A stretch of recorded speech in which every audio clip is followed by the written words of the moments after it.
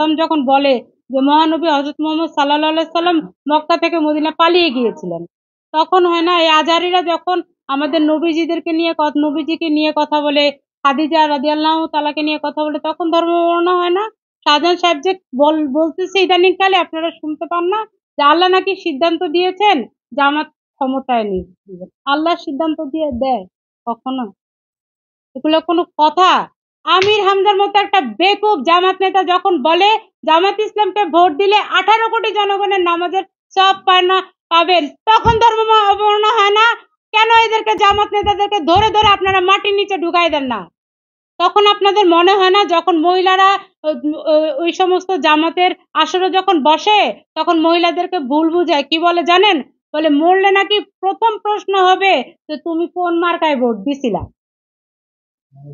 আউযুবিল্লাহ, আস্তাগফিরুল্লাহ। ইচ্ছামতো তারা আমাদের মৃত্যুর পরে যে ৩টা প্রশ্ন, এই ৩টা প্রশ্নকে যখন ইচ্ছামতো বানায় শিখায়, আর মহিলাদেরকে তো তারা মানে কি বলবো, বস্তাবন্দি করে রাখতে চায়। মহিলাদেরকে বস্তাবন্দি করলে তো লাভ।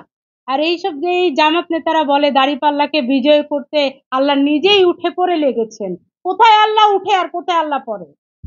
আস্তাগফিরুল্লাহ। তখন ধর্ম অবমাননা হয় না আমার ভাইয়েরা, আমার বোনেরা?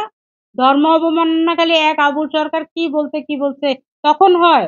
ধর্ম অবমাননাকারী তখন হয় একটা নারী তার ওড়না এমনি ফেলবে না অমনে ফেলবে, ছোট জামা পরবে না বড় জামা পরবে, তখন খালি ধর্ম অবমাননা হয়? ভোট দিলে জান্নাতে যাবেন এই কথা বলে ধর্ম অবমাননা হয় না? কোরআন শরীফের কোন পাতায় লেখা আছে এই জামাত ইসলামকে ভোট দিলে আপনারা সব জান্নাতে যাবেন? বলেন না। শাহজাহান সাহেবের কত বড় গলা আর তার আঙ্গুলের দৈর্ঘ্য কত বড়, সে আঙ্গুল তুলে বলে যে খবরদার শাহজাহান চৌধুরী আমি, আমাকে যদি কেউ না চিনে সে এখনো মাটির নিচে বসবাস করে। আপনাকে না চিনলে মাটির নিচে বসবাস করতে হবে? আপনি কি? আপনি কি আল্লাহর ছোট ভাই? তা আমাদের কথা হলো যে আমরা তো এই ধরনের কথা বক্তব্য চাই না। আমরা এমন কোনো রাষ্ট্র চাই না যেখানে রাষ্ট্র নেতারা রাষ্ট্রের ক্ষমতায় আসার আগেই দেশের মানুষকে তার যাচ্ছে তাই মনে করে। এখনই এরা বলে যে নারীকে ৫ ঘন্টা কর্মঘণ্টা ৫ ঘন্টা করে দিতে হবে। নারী ঘরে থাকলে পুরস্কৃত করা হবে। কেন নারী কি তোমার পুরস্কারের আশায় তোমার দুয়ারে দুয়ারে ঘুরবে? নারী তোমার কাছে গিয়ে নারী কান্দে? নারী লেখাপড়া করবে, নারী গৃহকর্ম করবে, নারী তার যোগ্যতা অনুযায়ী বাইরে কাজ করবে, নারী ডাক্তার হবে। নারী যদি ডাক্তার না হয় তাহলে আফগানিস্তানের মতো মহিলাদেরকে বোরকা পরায়া তারপরে শোয়ায় রাখবেন। ওর তখন ওই মহিলার ওই পা আর ওই জামা কাপড় খুলবে একটা পুরুষ ডাক্তার। লাভ নাই তো।